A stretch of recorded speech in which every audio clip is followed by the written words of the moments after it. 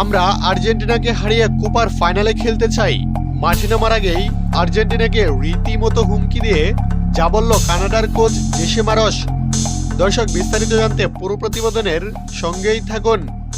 সেমিফাইনালের প্রথম ম্যাচে আর্জেন্টিনার মুখোমুখি হবে প্রথমবার কোপার সেমিতে খেলা কানাডা। আগামী 10ই জুলাই বুধবার সকালে মাঠে নামবে এ দু দল। কোপার প্রথম ম্যাচে কানাডাকে 2-0 ব্যবধানে হারিয়েছিল আর্জেন্টিনা। সে ম্যাচে বেশ কয়েকটি ভালো সুযোগ পেয়েছিলেন লিওনেল মেসি। মূলত তাকে ফ্রি করে দেওয়াতে এমন সুযোগ পান ইন্টার মিয়ামি তারকা, কিন্তু সেমিতে সেটা হতে দিতে চান না কানাডা কোচ।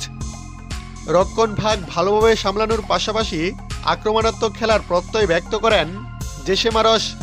এ নিয়ে জোসে মারোস বলেন, এটা আমাদের জন্য অনেক বড় সুযোগ। আমরা শুধু রক্ষণ ভাগই সামলাবো না, আমরা আরও আক্রমণাত্মক খেলব।